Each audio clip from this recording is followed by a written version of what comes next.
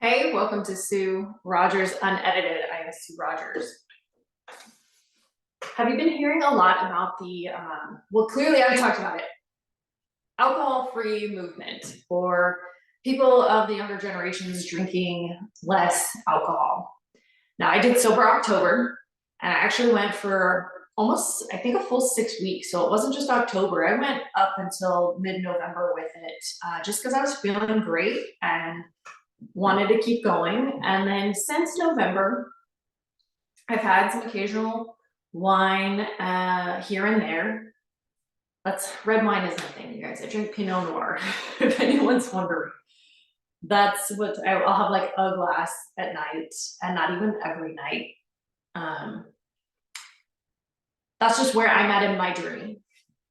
I tend to go back and forth. I mean, in college, I drank a lot. We all freaking were. But it did not help my health at all, you guys. My new book, Skinny Sick, talks a lot about my journey with drinking and my gut, and how things that I did in my younger years destroyed my gut, and what I did to actually help heal it without being on prescription bullshit medication. So Skinny Sick, it's on Amazon if you're curious to read the full explanation of my drinking history and gut health history and how I've healed things. So that's a whole lengthy read that I'm not going to take the time to talk about it right now, because right now what I want to talk about is, like, I've been hearing a ton about, like, the younger generations aren't drinking as much, which cool. I mean, drinking technically is a neurotoxin. Like, it's not good for your brain. There are some studies that'll say, red wine has resveratrol in it, and actually some of it has quercetin in it. So things that are actually good for your heart, which my husband used to joke that I had, like, the healthiest heart ever from the amount of red wine I drank. But it is a joke, you guys. Don't take that one seriously. My question is, are these studies that are promoting health benefits of alcohol done by alcohol companies? Because you don't know if you can really trust that or not. Right? We know this, that, oh, the studies and the science says, but who paid for the studies and the science to say whatever they wanted to say? And data can be manipulated, and you really have to get a variety of sources of information to make a sound decision on how you really feel about something. And also from listening to your body. Your body will tell you, if you take the time to slow down and listen to your body, it will tell you when something makes you feel like shit. But if you are so out of tune with your own body that you just feel like shit all the time, then you're not going to know the difference from it being from one thing or another if you just always feel like crap. So you do have to go through, like, a reset process and then add things in one at a time to see what really affects you and how it really affects you. And again, it's something else that I've personally done. I don't ever talk about anything on this podcast that isn't something that I don't have a direct relationship or experience with. So people aren't drinking as much. Cool. I mean, it really is a poison. You don't need to be drinking and numbing your feelings with drinking and not processing your feelings and then going out and being some raging fucking drunk lunatic because you have all these pent up emotions that you're numbing, that you get to the point in your numbing with your alcohol that you just lose it. If you feel like you've ever done that or experienced that on some level, shit happens, but learn from it and realize that maybe this isn't the best choice for me with where I want my future to go.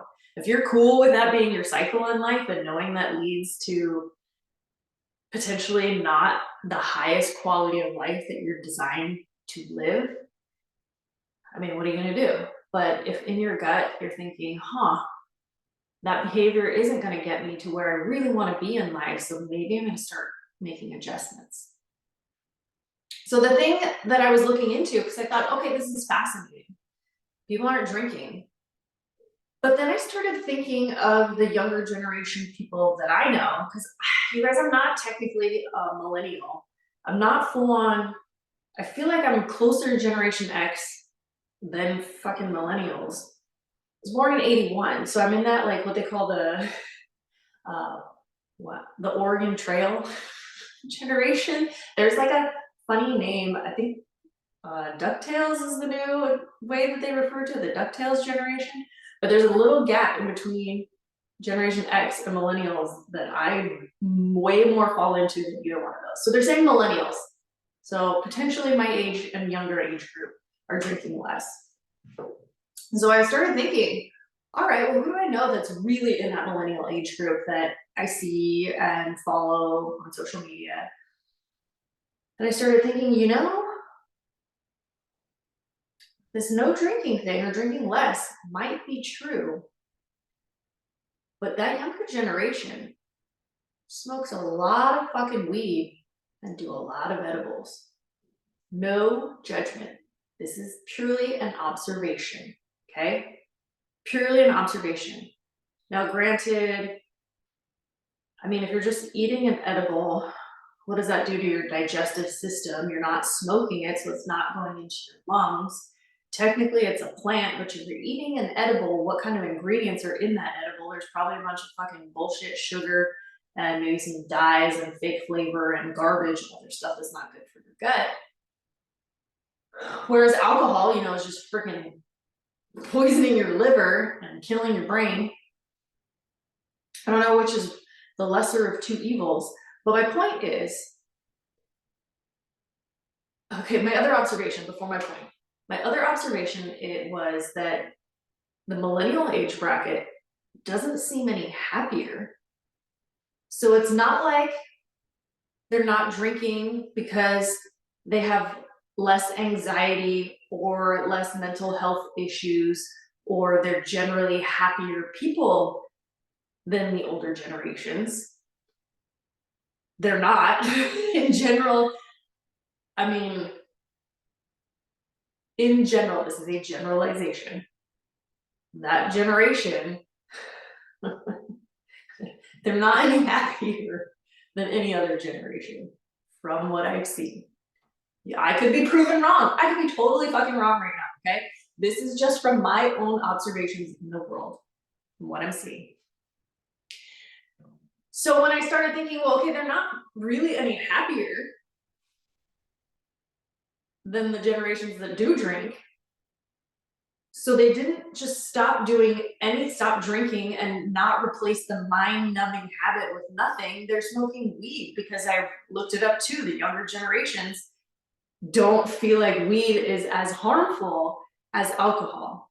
You guys are both done.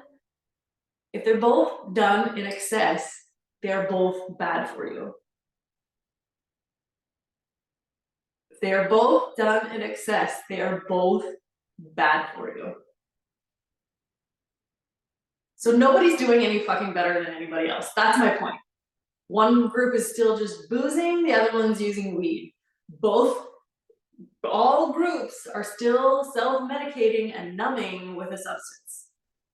Now, if we got to the point where people were cutting back on all the substances because we worked on healing our emotions and mental health and mindset, and changed our diets, because when you change your diet to heal your gut and your brain are connected. So when your gut feels good, your brain feels good, and you're probably in a better mood and probably need less things to help make you feel better or stop make you feeling anything, because you just feel good. And that's part of where my journey has gone too. Like, the more I've healed my gut, the less I want to have a bunch of drinks besides just an occasional one drink, because it doesn't make me feel any better. And the feeling of feeling like shit the next day, actually, to me, 100% is not worth it. Once you know how good your body is actually designed to feel, then you start chasing that feeling.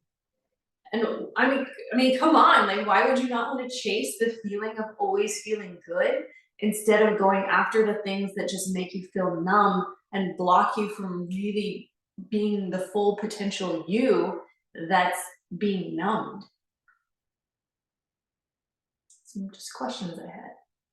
If you have answers or want to have a discussion or have a journey with completely cutting things out or whatever it may be, I'd love to have you as a guest on this podcast because I'm not judging anyone ever.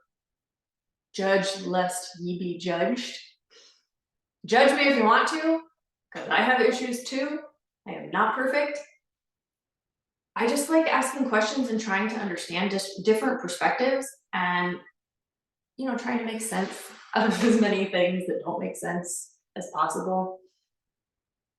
But just knowing that everyone's cheering on all the millennials that aren't drinking so much, but they're not pointing out the fact that they're still using numbing substances because they think weed is not nearly as bad as alcohol. Because both things are potentially bad and could be life destroying if taken to the extremes. Now, if you use things on occasion, but have your emotional state under control and it doesn't affect your daily life and you feel like you are, reaching the highest levels of your life, freaking awesome. Awesome. But if you feel like it's causing destruction and you're staying at the same level in life, but in your heart, you're meant for more, then make a change. That's all you got to do. Don't overcomplicate it. Get help if you need it too, because sometimes you need that extra help, more accountability or whatever it may be, but do it for you and to impact more people around you in a positive way and let that light that's inside of you really come out and shine because it's there. You have to dig to find it. It's still there. That younger version of you that was carefree and fun and loving and before the world got to us and chipped away at that and told us to sit down and shut up and don't think for yourself and whatever, that version of you is still in there. Let it out. All right. I hope you're having a wonderful day. Honestly, I'm open to conversations with anyone about this topic because it just fascinates me to also hear other people's perspectives as to what they've gone through. So reach out either on my website, www.balancedaylife.com, or on Instagram, Facebook at Balanced Day Life. And then subscribe, follow, share on Anchor, Spotify, YouTube, and have an awesome freaking day.